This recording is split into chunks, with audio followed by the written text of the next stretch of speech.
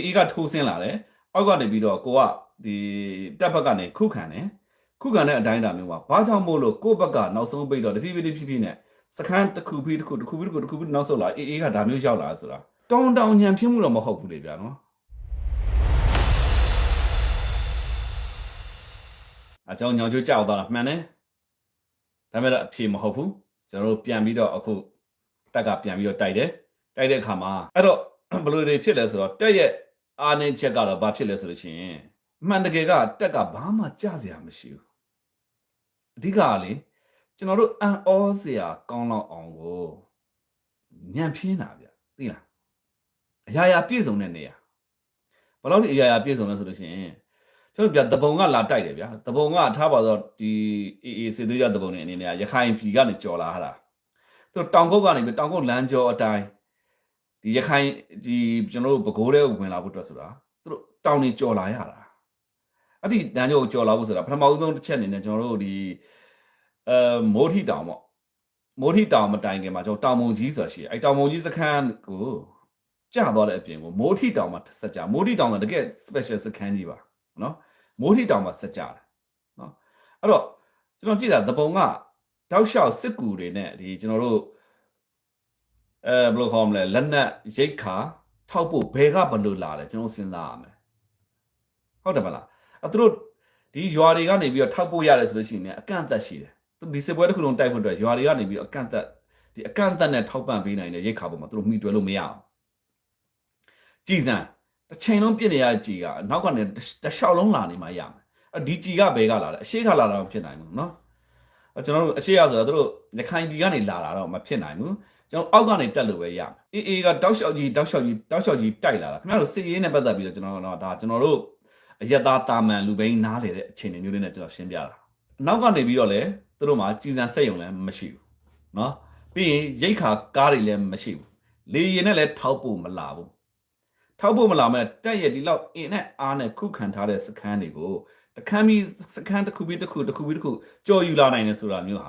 ရိတ်ခါကသူတို့အနောက်ကနေမှမလာဘဲနဲ့အရှိကနေကပြန်ပတ်လာလို့ပဲဖြစ်တယ်လို့ကျွန်တော်တို့ကသုံးသပ်တယ်ဆက်လက်အဲ့တော့ကျွန်တော်တို့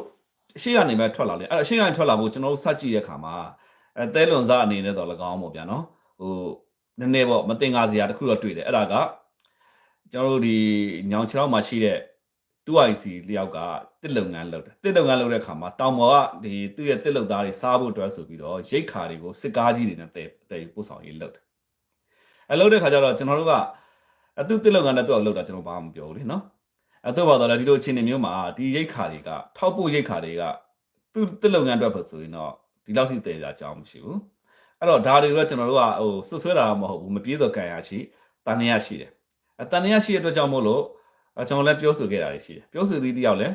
စစ်ဆေးတာတွေတော့ကျွန်တော်တို့ကြားရပါတယ်နော်တပုံကဘာရိတ်ခါဘာထောက်ပံ့ဘာဆိုဘာမှမရှိပဲဒီလိုမျိုးတိမ်ဝဆိုတာသဘောယူသွေးယူသားယူဖြစ်နိုင်သလားဆိုတော့ကျွန်တော်တို့သုံးသပ်ဆွေးနွေးရမှာဖြစ်တယ်အဲ့တော